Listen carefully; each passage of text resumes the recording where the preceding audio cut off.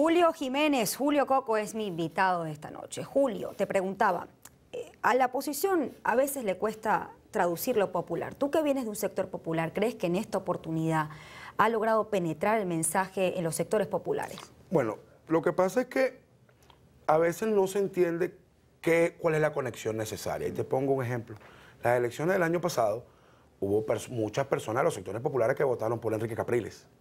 Incluso cuando tú haces un análisis técnico serio, ves que 860.000 personas que votaron por el fallecido presidente Chávez, el 7 de octubre de 2012, el 14 de abril de 2013 votaron por Capriles.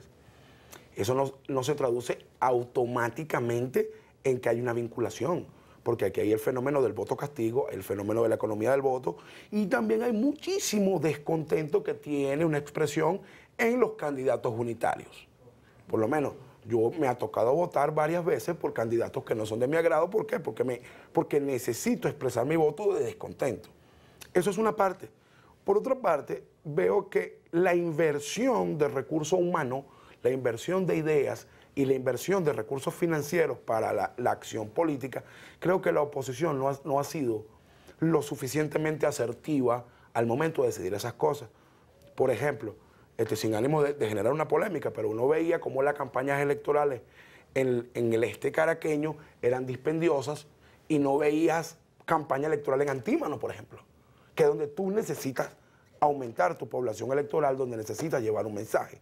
Entonces, vemos que hay mucho cálculo político. ¿Qué he notado yo con respecto a mí? Que como no estoy hoy aspirando a algo, ni estoy midiendo cada cosa que digo, sino que sencillamente intento responder a lo que me preguntan, así como tú me lo responden en la calle, me lo preguntan en la panadería. Ayer una muchacha en el supermercado, yo fui a comprar una carne molida, me pidió una foto y me entrevistó, igual como lo estás haciendo tú. Tú ves entonces que el mensaje no conecta.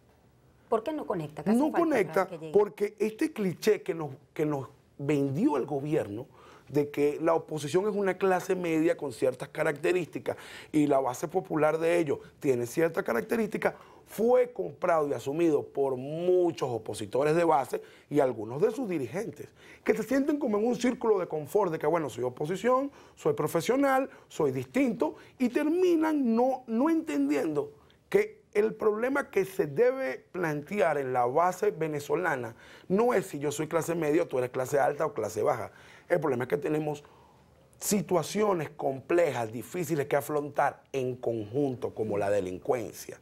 Ahora, pero ¿por qué el que es chavista no asume como suyas protestas, por ejemplo, como ha pasado estos días, donde el germen es un cúmulo de situaciones que afectan a ambos bandos? Por ejemplo, la inseguridad les afecta a todos por igual, independientemente de la posición política. También lo que es el desabastecimiento, la inflación, el alto costo de la vida, la falta de oportunidades. Fíjate, ¿Por qué aún no hay esa sumatoria? Ahí ocurren dos fenómenos que ocurren en paralelo. El primer fenómeno es que recuerde que la base electoral de este sistema que hoy gobierna en Venezuela es una base que su conexión es emotiva. Nos guste o no, no es un hecho racional como tal. O sea, aquí hay un poco de personas que sí aman a Chávez. Y yo creo que eso hay que respetarlo incluso. Que yo no lo ame no significa que voy a jugar con el amor ajeno, ¿verdad? Eso es un tema que ocurre. Ahora, ¿qué te está diciendo el chavista de a pie? Te está diciendo, épale, yo soy chavista más no madurista. Yo creo que ese es un mensaje que no solo la dirigencia política, sino nosotros, los ciudadanos opositores de a pie, tenemos que comprender. Ese es el primero. Pero existe otro suceso en paralelo, y es que su descontento no está generando una identificación, ya no hablemos emotiva, sino de vinculación política, con sectores dirigentes de la oposición. ¿Por qué? Porque no se ha generado confianza. Te pongo un ejemplo. Yo, por mi profesión y por donde estudié, tengo muchos amigos que trabajan en Petróleos de Venezuela y en sus contratistas. Y ellos me dicen, oye, Coco, pero es que ustedes tienen razón. Pero es que si yo voto por ustedes y ganan y me van a votar. Y entonces cuando tú le dices, no vale, no te van a votar, y me responden algo, pero es que eso no lo decides tú, hermano. Y ciertamente no se ha generado confianza para que estos sectores de empleados públicos y beneficiarios de las misiones no se sientan amenazados ante un cambio de gobierno, de un gobierno nuevo. No se ven todavía identificados. Ahora, fíjate, y por otra parte hay algo que es muy importante también y que hay que decirlo responsablemente. Hay mucha gente de los sectores populares que no se unen a la protesta porque hay amenazas. hay amenazas, hay gente que cacerolea en el 23 de enero y le disparan a los edificios. Hay videos sobre eso rodando por la red. Entonces, y todo esto recuerda que también se da un marco, que hay que recordarlo, porque estamos aquí hablando tú y yo, es que aquí hay una represión desmedida. Aquí hay chicos que están quemando basura, atravesando cosas en las calles, y lo que se le está respondiendo es de una manera que no corresponde. Ahora, fíjate, la propuesta política, o tu propuesta política, que al menos se ha visto en los beta políticos que has hecho, a veces suele ser confusa. Si bien has criticado al gobierno y las políticas públicas que se han hecho durante estos 15 años y la actuación en esta coyuntura, también has criticado a la oposición y has dicho que las cosas no se están haciendo bien. ¿Cuáles han sido los errores? Mira, yo creo que el primer error, para hablar ya de la dirigencia nacional opositora, porque no es toda la dirigencia ni es todo el cuerpo de partidos. El primero, y en mi opinión, es no explicar claramente su propuesta. No se explica claramente. Te pongo un ejemplo. Nosotros, para ver el programa de gobierno de la MUD, tienes que tú entrar al internet, ir a la página de Unidad Venezuela, hacer clic, descargarlo, y es todo un proceso. Mientras tanto, los batallones del PSV tienen el Plan Patria en físico, por ponerte un ejemplo. Entonces ellos pueden reunirse 4 o 5 personas en la sala de su hogar compartiendo una comida y discutir lo que les interesa.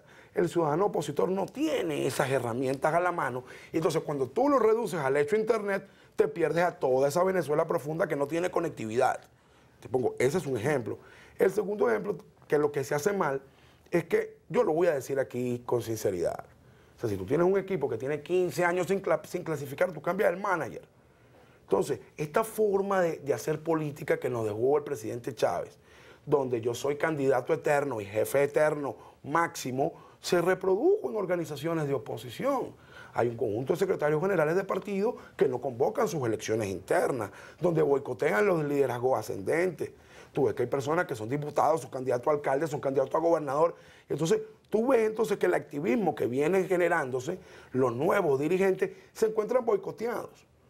Y lo que ocurrió ahora con los concejales que fueron candidatos por la Mesa de Unidad Democrática, oye, eso fue grave. O sea, se distribuyeron eso como una torta, y a los verdaderos dirigentes de base, los dirigentes de los barrios, que por cierto para mí son los más valiosos, porque son los que se enfrentan al día a día a los peligros, fueron en gran medida desechados por personas que no se están batiendo el cobre donde realmente se necesita el activismo político. ¿Tiene hoy la oposición liderazgo, tiene líder? Me lo respondes al regreso, ya volvemos.